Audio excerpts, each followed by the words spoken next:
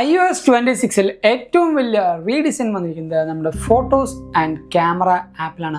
So ഈ ഒരു വീഡിയോയിൽ നമുക്ക് രണ്ട് ആപ്ലിക്കേഷനും ഇൻഡെപ്ത് ആയിട്ട് സംസാരിക്കാം. അതിൻ്റെ കൂടെ തന്നെ രണ്ട് ഹിഡൻ ട്രിക്കും നമുക്ക് സംസാരിക്കാം. സോ ഇതേപോലെ എല്ലാ ഐഫോണിൻ്റെയും ആപ്പിളിൻ്റെയും കാര്യം അറിയാനായിട്ട് നമ്മുടെ ചാനൽ ഇപ്പോൾ തന്നെ സബ്സ്ക്രൈബ് ചെയ്യുക. ഇൻസ്റ്റാഗ്രാമിൽ കൂടെയും ഫേസ്ബുക്കിൽ കൂടെയും നിങ്ങൾക്ക് ഫോളോ ചെയ്യാം. ലിങ്ക് നമ്മുടെ ഡിസ്ക്രിപ്ഷൻ ബോക്സ് കൊടുക്കുന്നുണ്ട്.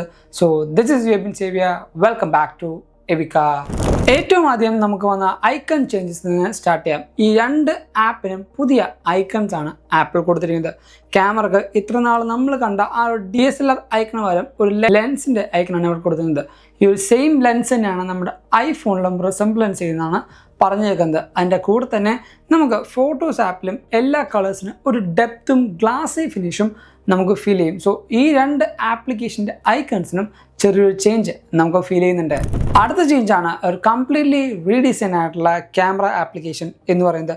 ഈ ഒരു ആപ്ലിക്കേഷനിൽ ഏറ്റവും ആദ്യം എടുക്കുമ്പോൾ നമ്മൾ ഇനീഷ്യലി എപ്പോഴും എടുക്കുന്ന ഫോട്ടോ ആൻഡ് വീഡിയോ ഓപ്ഷനാണ് ആദ്യം നമുക്ക് പ്രൊമനൻ്റ് ആയിട്ട് വരുന്നത്. ആൻഡ് തൊട്ട് താഴത്തെ നമുക്ക് ക്യാമറ ഫ്ലിപ്പ് ചെയ്യാനും റീസെൻ്റ് ആയിട്ട് എടുത്ത ഫോട്ടോസും ആൻഡ് നമ്മുടെ സൂമിങ് ലെവലും ഇവിടെ നമുക്ക് കാണാം. ആൻഡ് ഏറ്റവും പൊക്കത്ത് നമുക്ക് 4 ഓപ്ഷൻസ് ആണ് വരുന്നത്. ഒന്ന്, നമ്മുടെ ഈ പറയുന്ന ആപ്പിളിൻ്റെ ക്യാമറ കൺട്രോൾസിൻ്റെ എല്ലാ ഓപ്ഷൻസും ഫീച്ചേഴ്സും നമുക്കിവിടെ പോപ്പപ്പ് ആയിട്ടുണ്ട്.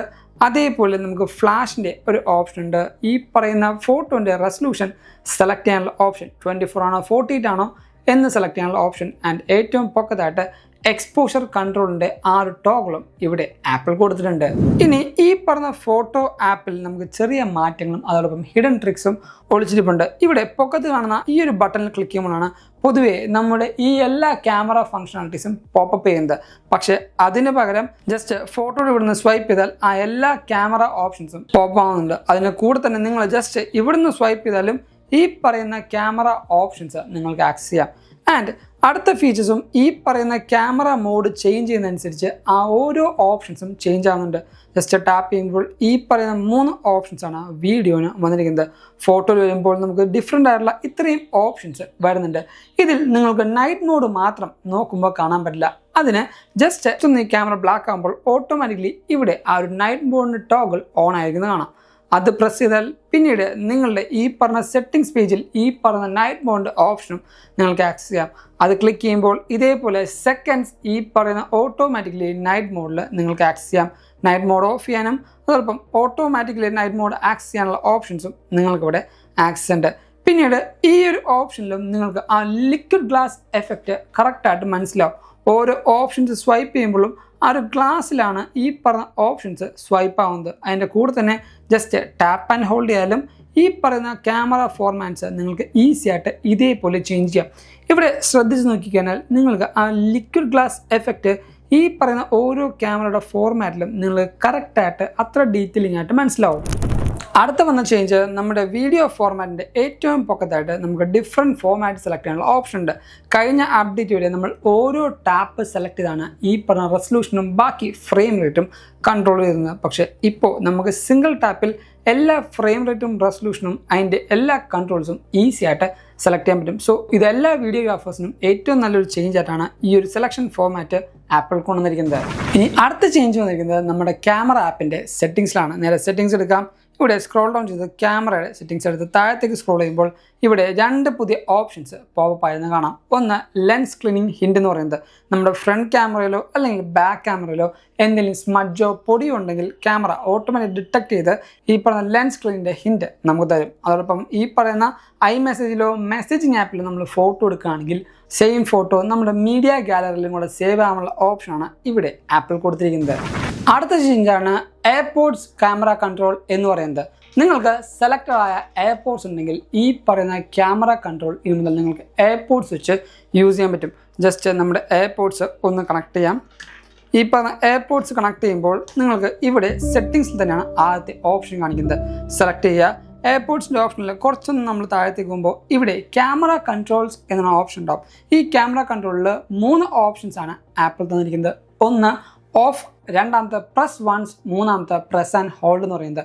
ഈ പറഞ്ഞ എയർപോർട്ട്സ് സ്റ്റെമ്മിൽ ജസ്റ്റ് ഒരു പ്രസ് കൊടുക്കുകയാണെങ്കിൽ നിങ്ങൾക്ക് 1 സെക്കൻഡ് ടൈമറിൽ ഈ പറഞ്ഞ ഫോട്ടോസ് ക്യാപ്ചർ ചെയ്യാം. അല്ല പ്രസ് ആൻഡ് ഹോൾഡ് ആണെങ്കിൽ പ്രസ് ആൻഡ് ഹോൾഡ് ചെയ്തുകൊണ്ട് നിങ്ങൾക്ക് ഫോട്ടോസും ക്യാപ്ചർ ചെയ്യാം. പക്ഷേ ഇവിടെ വരുന്ന ചെറിയ ഒരു ചേഞ്ച് എന്താണെന്ന് വെച്ചാൽ നിങ്ങളുടെ മീഡിയ കൺട്രോളും അതോടൊപ്പം ലിസണിങ് മോഡും മാറിപ്പോകും. ഈ പറഞ്ഞ പ്രസ് ആൻഡ് ഹോൾഡാണ് നിങ്ങൾ ചെയ്യുന്നതെങ്കിൽ ലിസണിങ് മോഡോ അതോടൊപ്പം സിറി മോഡോ നിങ്ങൾക്ക് അൺഅവൈലബിൾ ആയിരിക്കും. ആൻഡ് പ്രസ് വൺസ് ആണെങ്കിൽ ഈ പറയുന്ന പാർട്ടിൻ്റെ മീഡിയ കൺട്രോൾസ് പ്ലേ ചെയ്യാനും റെസ്യൂം ചെയ്യാനുള്ള ഓപ്ഷനും നിങ്ങൾക്ക് അൺഅവൈലബിൾ ആവുന്നതായിരിക്കും. സോ ആ ഒരു കാര്യം എന്തായാലും മൈൻഡിൽ വെക്കുക. ഇനി നമ്മുടെ ഫോട്ടോസ് ആപ്പിലേക്ക് പോകാം. ഫോട്ടോസ് ആപ്പിലേക്ക് പോകുമ്പോൾ നിങ്ങൾക്ക് കുറേയധികം മാറ്റങ്ങൾ ഈ പറഞ്ഞ ഫോട്ടോസ് ആപ്പിൽ വരുമ്പോൾ കാണാം. ഇവിടെ ഈ ഒരു ലൈബ്രറി ഓപ്ഷൻ വരുമ്പോൾ iOS 17 ഒരു ലുക്കും നിങ്ങൾക്ക് ഫീൽ ചെയ്യും. കളക്ഷനിലേക്ക് പോകുമ്പോൾ iOS 8 ഒരു ലുക്കും ഫീൽ ചെയ്യും. ഈ രണ്ട് OSും കൂടെ മേർജ് ചെയ്താണ് ഈ പറഞ്ഞ iOS 26 ആപ്പിൾ ബിൽഡ് ചെയ്തിരിക്കുന്നത്.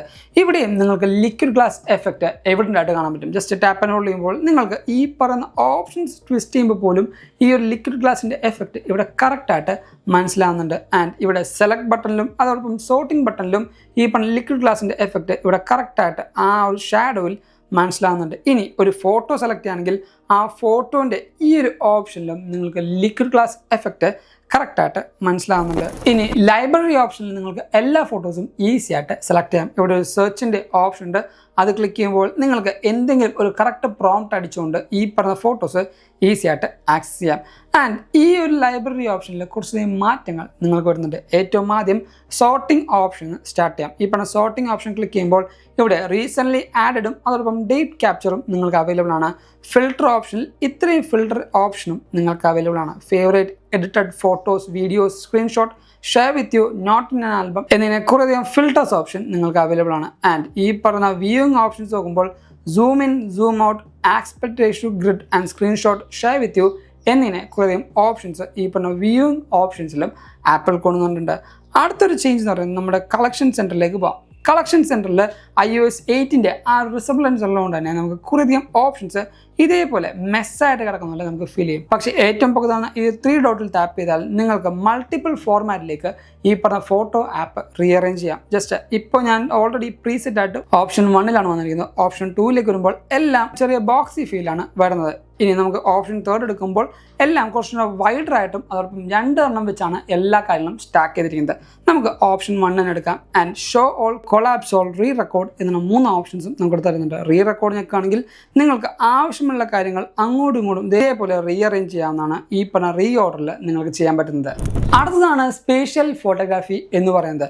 ഇവിടെ ഞാൻ ജസ്റ്റ് ഒരു ഫോട്ടോ എടുത്തു. ഈ ഒരു ഫോട്ടോയുടെ സൈഡിലായിട്ട് നിങ്ങൾക്ക് ഒരു പുതിയ ഐക്കൺ കാണാൻ പറ്റും. It's called spatial photography. ഇവിടെ ക്ലിക്ക് ചെയ്യുമ്പോൾ എൻ്റെ സീൻ ഓട്ടോമാറ്റിക്കലി ഈ പറഞ്ഞ ഡിവൈസ് ഇൻ്റലിജൻസ് മനസ്സിലാക്കി ഒരു 3D ലുക്ക് ഇതേപോലെ നിങ്ങൾക്ക് തരുന്നുണ്ടാവും. ഈ ലുക്ക് നിങ്ങൾക്ക് ഈ പറഞ്ഞ പോർട്രേറ്റ് മാത്രമല്ല ലാൻഡ്സ്കേപ്പ് ഫോട്ടോസിലും ഈ ഒരു സ്പേഷ്യൽ ലുക്ക് നിങ്ങൾക്ക് ആക്സസ് ചെയ്യാം. ഇനി ഈ ഒരു സ്പേഷ്യൽ ലുക്ക് നിങ്ങൾക്ക് ആവശ്യമില്ലെങ്കിൽ ഇത് ടേൺ ഓഫ് ചെയ്യാൻ നേരെ സെറ്റിങ്സിലേക്ക് പോകാം. സെർച്ച് ബട്ടണിൽ ജസ്റ്റ് ഫോട്ടോസ് ഒന്ന് സെർച്ച് ചെയ്തിട്ട് നമുക്ക് ഫോട്ടോ ആപ്പ് എടുക്കാം. ഏറ്റവും താഴത്തേക്ക് സ്ക്രോൾ ചെയ്യുമ്പോൾ ഇവിടെ control four creating spatial photos എന്ന് കാണാം. ഈ ഒരു ഓപ്ഷൻ ജസ്റ്റ് ഒന്ന് ടേൺ ഓഫ് ചെയ്താൽ മതി. നമ്മുടെ സ്പേഷ്യൽ ഫോട്ടോഗ്രാഫിയുടെ ആ ഒരു ഓപ്ഷൻ ഇവിടുന്ന് പോയത് നിങ്ങൾക്ക് മനസ്സിലാവും. പക്ഷേ പേഴ്സണലി എനിക്ക് ഈ ഒരു ഓപ്ഷൻ അത്യാവശ്യം ഇഷ്ടപ്പെട്ടിട്ടുണ്ട്. നമ്മുടെ ഫോട്ടോസിന് ഒരു പുതിയ ലുക്കും അതോടൊപ്പം ഒരു ഡെപ്തും ഈ പറഞ്ഞ സ്പേഷ്യൽ ഫോട്ടോഗ്രാഫി കൊടുക്കുന്നുണ്ട്.